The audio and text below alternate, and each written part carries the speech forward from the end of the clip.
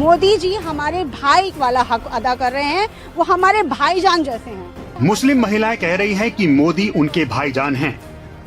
मन की बात सुनने के लिए इकट्ठा हुई मुस्लिम महिलाएं खुलकर कह रही हैं कि किसी दल ने उनके लिए वो काम नहीं किया जो प्रधानमंत्री मोदी ने कर दिखाया।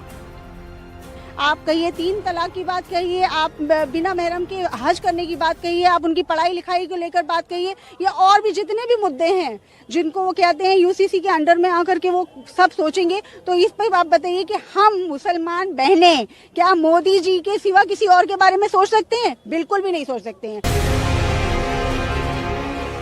सुना आपने, 3 तलाक से लेकर हज की सुविधा और समान नागरिक संहिता तक मुस्लिम महिलाएं पूरे समाज के सामने आकर कह रही हैं कि जो काम उनके लिए मोदी ने किया वो किसी ने नहीं किया।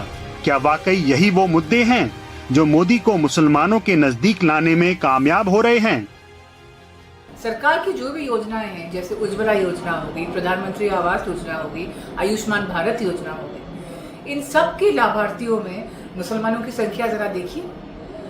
किसी भी योजना का लाभ देने से पहले ये बिल्कुल भेदभाव नहीं किया गया है कि वो व्यक्ति हिंदू है या मुसलमान है। वो व्यक्ति भारतीय है तो अवश्य उसको उस योजना का लाभ मिलना चाहिए।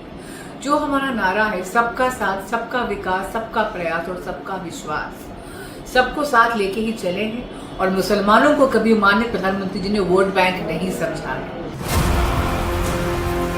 बात यही नहीं रुकती। मुसलमानों के बीच प्रधानमंत्री मोदी की लोकप्रियता की जो तस्वीरें दिखती हैं, दावा किया जा रहा है कि वो क्षेत्र, उम्र और सीमा से परे हैं। हमारे जम्मू कश्मीर में अक्सर स्कूल बंद हुआ करते थे, लेकिन आजकल ये गवर्नमेंट की वजह से स्कूल भी खुले हैं, हाल क्लासेस चलती हैं। डेवलपमेंट की बात करें कि मेरी अपनी डिस्ट्रिक्ट में वर्ल्ड हाईएस्ट ब्रिज जो है रेलवे का बना है। इतना ही नहीं, मुस्लिम वर्ल्ड में प्रधानमंत्री मोदी और अरब के नेताओं के बीच रिश्तों की जो झांकी दिखी, उसने भी ग्लोबल डिप्लोमेसी में भारत का मान बढ़ाया। माना जा रहा है कि देश के अंदर भी प्रधानमंत्री मोदी की छवि को नए आयाम मिले।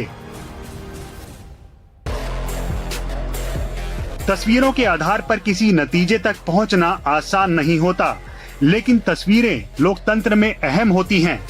यूपी के अमरोहा में आज क्रिकेटर मोहम्मद शमी ने वोट डाला और मीडिया के सामने आए।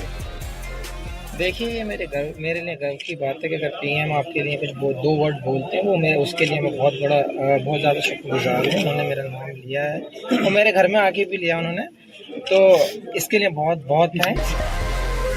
अभी वोटिंग के सिर्फ 2 चरण खत्म हुए हैं। नतीजे जो सामने आए, बीजेपी के लिए ये जानना भी महत्वपूर्ण होगा कि मुसलमानों को लेकर पार्टी का जो दावा है वो हकीकत के कितने करीब है।